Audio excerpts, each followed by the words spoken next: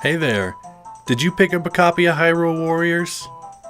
Oh, that's cool, yeah, me too. And I thought it would be fun to take a break from working so hard on this new review of mine to give you some tips on how to get the most out of your Hyrule Warriors experience. Let's go! Step 1. Launch the game.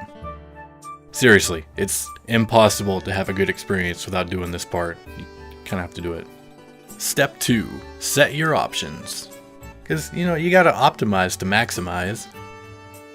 Step 3. Enjoy the wonderful cutscenes. Ooh, ain't that nice. Step 4. Enter the battlefield. Gotta make sure you get familiar with all those buttons you're gonna be mashing. You feeling ready? Got your options set? Got your fingers feeling good and limber? Good. That means you're ready for the 5th and final step. Step 5. Unleash hell.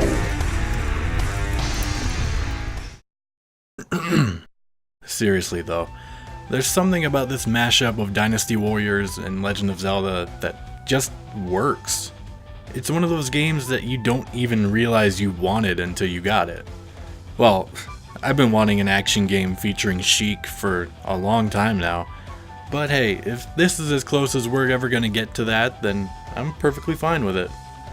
I haven't had this much fun with the game in what seems like a long time. It's so just wondrously satisfying to run up to a huge group of enemies, hit that X button, and unleash some crazy special attack that just wipes them all out. And I love the selection of characters here.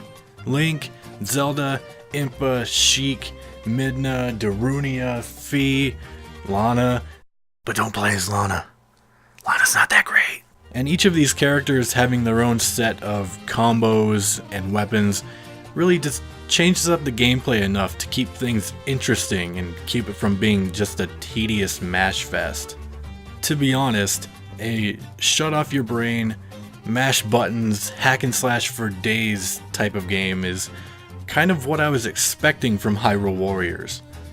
Instead, what I got was a game full of battles against thousands and thousands of enemies that were still able to keep me fully engaged throughout, and actually had me weighing my options during them.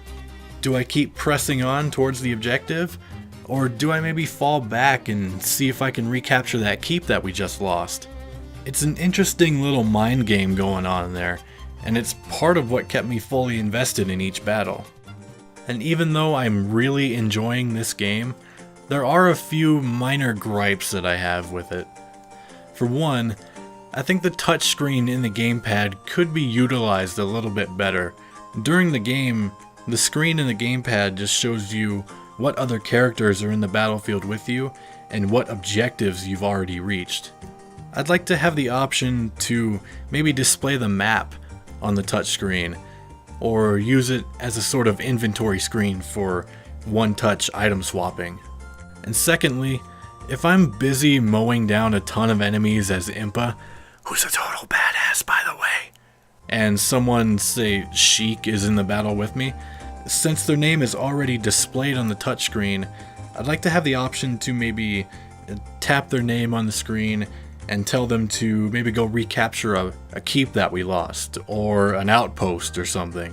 Those two minor complaints aside, I am having and will continue to have a blast playing Hyrule Warriors.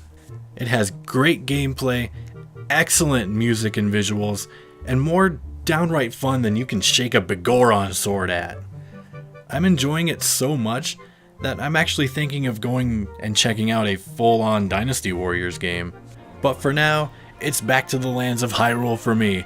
I'm gonna go beat up tons of enemies and save the world!